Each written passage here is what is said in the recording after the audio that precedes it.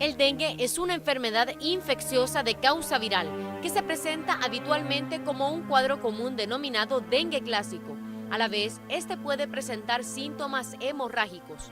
El dengue se transmite a través de la picadura de un zancudo que debe estar infectado con el virus. Toda persona que es picada por un mosquito infectado puede desarrollar la enfermedad, que es más común en los niños. Las personas deben acatar las medidas para evitar la reproducción del zancudo transmisor de la enfermedad, como eliminar todo tipo de residuos con agua, lavar bien las pilas con lejía, ponerles abate y fumigar cada cierto tiempo. Hasta el momento, en lo que va del año, se han contabilizado 10.199 casos de dengue y 20 municipios de los departamentos de San Salvador, Santa Ana y Sonsonate reportan alerta naranja, por lo que las autoridades recomiendan que la población acate las medidas para evitar este virus, que también lo puede llevar a la muerte. Lamentablemente, en este año se han reportado 5 menores muertos por dengue. María Elena Zabaleta, Noticiero Hechos.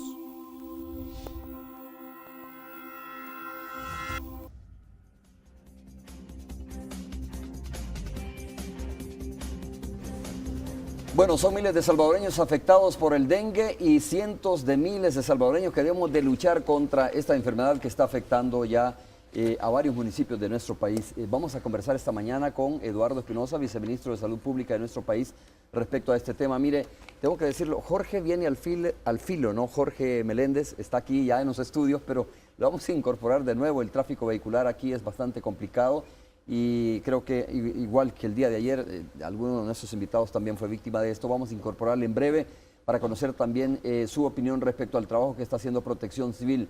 Pero antes, viceministro, bienvenido, muchas gracias por estar con nosotros. Un gusto tenerle aquí en los estudios de Canal 12. Buenos días, Romeo. Buenos días a la teleaudiencia de Canal 12. Un placer estar acá.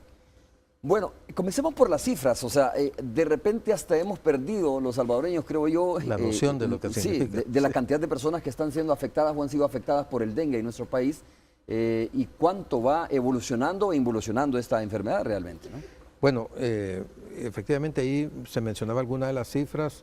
Tenemos al momento más de 10.000 casos. 10.000 casos. 10.000 casos confirmados de dengue, ¿verdad? Sobre un sustrato de aproximadamente, bueno, más de 35.000 casos sospechosos que se han detectado hasta hoy.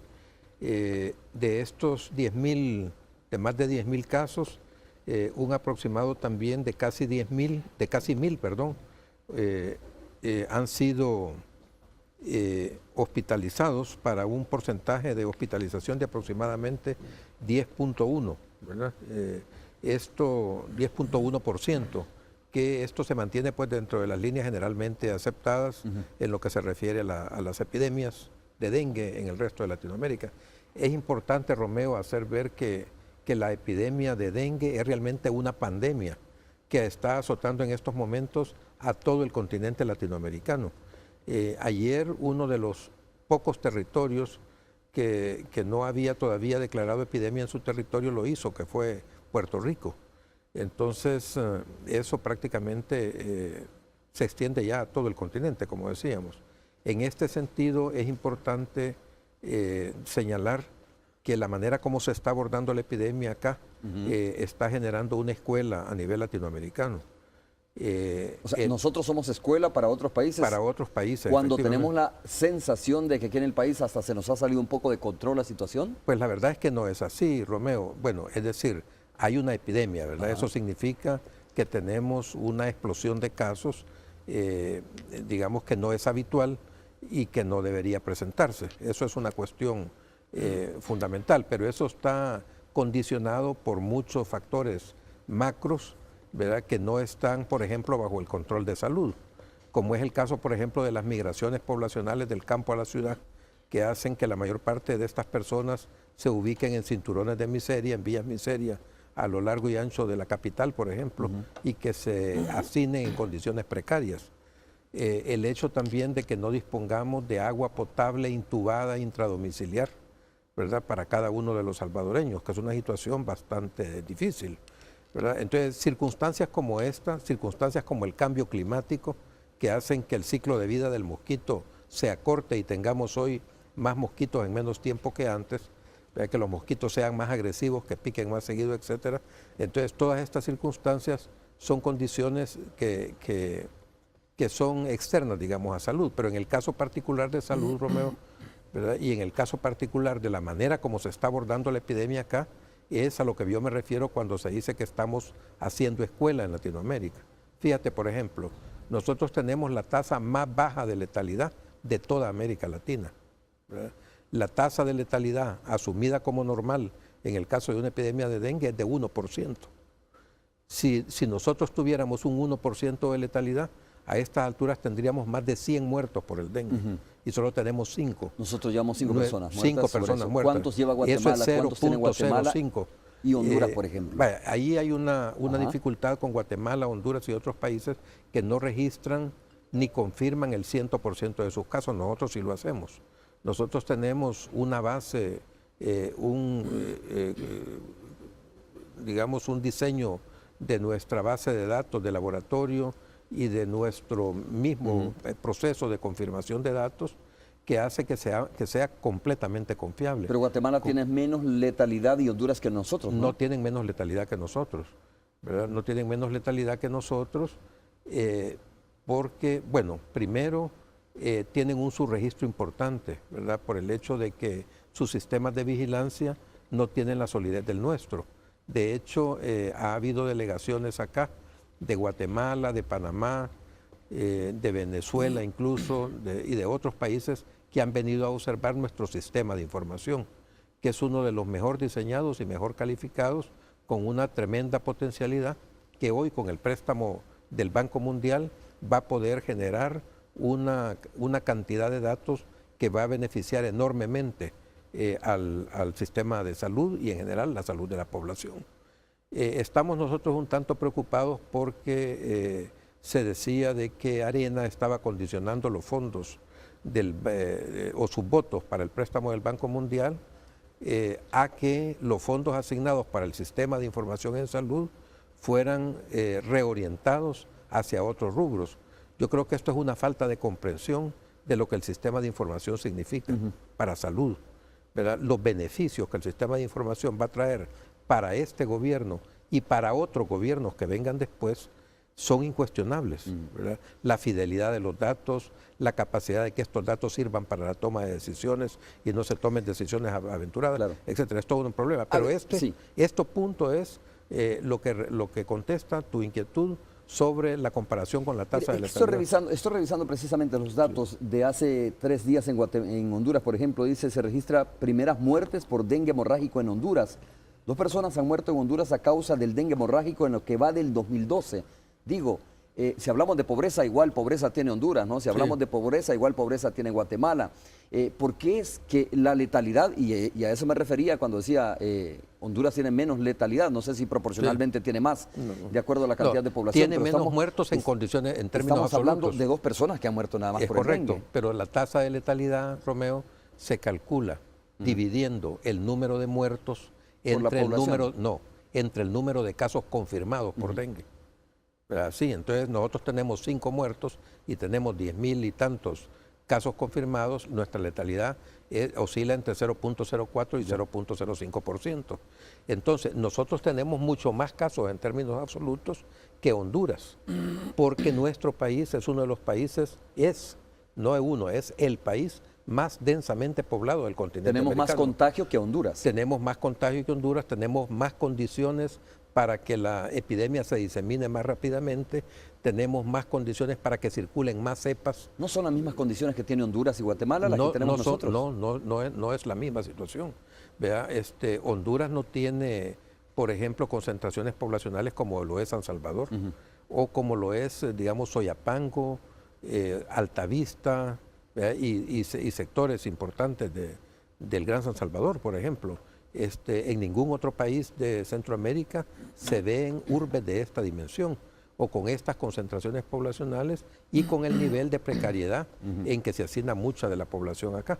Entonces quiere decir, viceministro, para concluir este tema, que estamos dentro de los rangos normales de contagio y de personas fallecidas por dengue en nuestro país. Estamos muy por debajo muy por debajo, Romeo. Estamos hablando de 10.000 casos, ¿no? Sí, no, pero digo, cuando refiriéndonos a la tasa de letalidad, Ajá. vean, nuestra tasa de letalidad oscila entre 20 y 30 veces menos que lo habitualmente considerado. Es por eso que nuestro personal, nuestros pediatras, nuestros infectólogos están siendo llamados y han acudido solidariamente a Paraguay, a Argentina, a Venezuela, a México, a Brasil, a contar cómo se maneja aquí la epidemia de dengue, cómo se manejan los casos de dengue.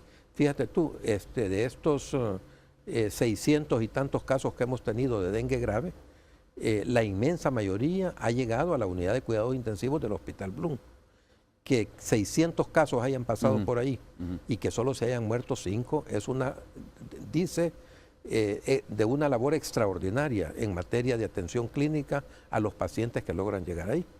El hecho también que la población de alguna manera haya entendido que consultando tempranamente evita que las posibilidades de que el dengue de sus niños se complique, es también una labor. Por eso digo, así como preguntado muy fríamente, a ver, si hablamos de 10.000 personas contagiadas y de 5 personas que han muerto por el dengue, estamos hablando dentro de las, o abajo dice, ¿no? Muy abajo. De las muy cifras abajo. normales Exactamente. Que deberíamos estar registrando. Así es. ¿Cuál fue el comportamiento del dengue en el año anterior?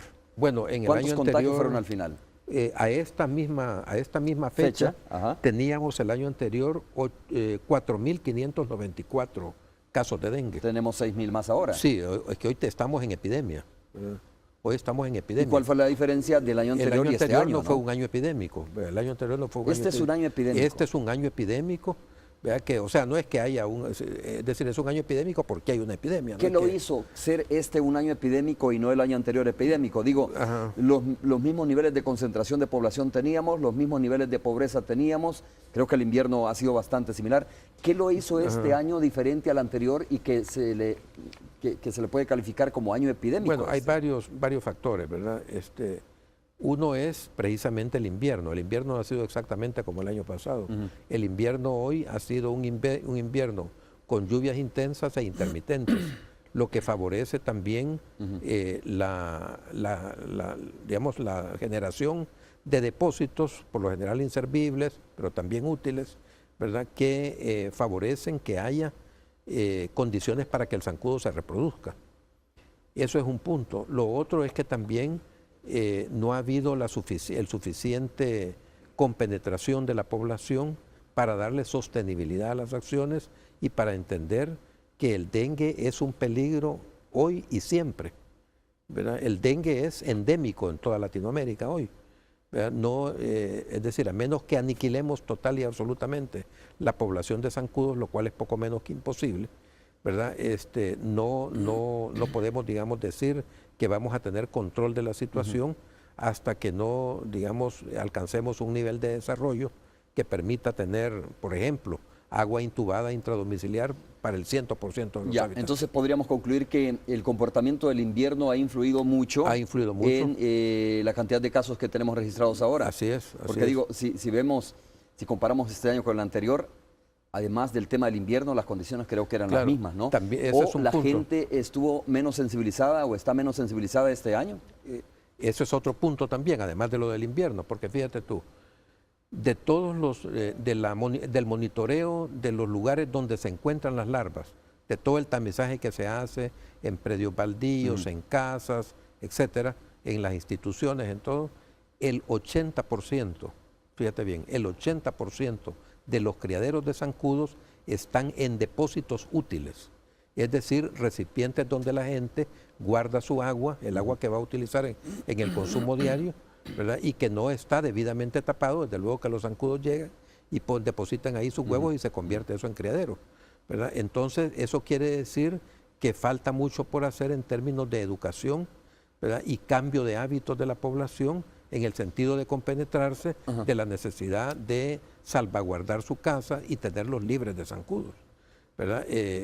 Por ejemplo, mucho del éxito que se ha tenido en este primer periodo de la alerta tiene que ver con ese convencimiento, con la supervisión y con el monitoreo que se hace luego de todas las acciones que se hacen. Bueno, vamos a hacer la primera pausa comercial. Vamos a incorporar a Jorge Meléndez, secretario de Vulnerabilidad de nuestro país, y director de Protección Civil, para conocer su punto de vista también respecto a este tema, ¿no? Y saber, importante lo siguiente, saber qué nivel de colaboración están teniendo las autoridades de las municipalidades, sobre todo aquellos municipios que han sido declarados en alerta, que son varios municipios de nuestro país. Recuerde que este es un esfuerzo que debe ser de todos, no solo de las autoridades de salud, no solo de Protección Civil, sino de todos los salvadoreños y salvadoreñas que igual el zancudo no distingue, gordo, flaco, moreno, alto, igual le puede afectar a usted y a sus niños.